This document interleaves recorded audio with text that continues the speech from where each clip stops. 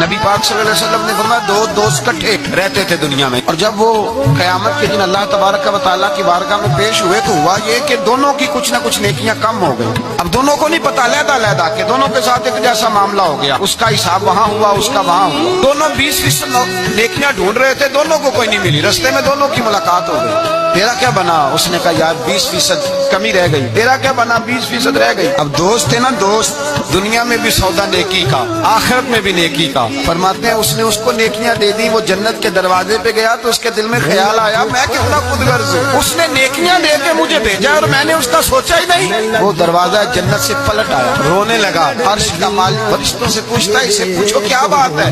اس نے کہا مولا مہربانی کر، میں دنیا میں بھی اس کے ساتھ رہا ہوں، اگر جنت میں بھی ہمیں اکٹھا فرما دے، تیری شان رحمت میں کمی نہیں آئے گی۔ میرے مصطفیٰ کریم فرماتے ہیں اس دوست کی برکت سے اللہ دوسرے کو بھی جنت عطا فرما دے گا۔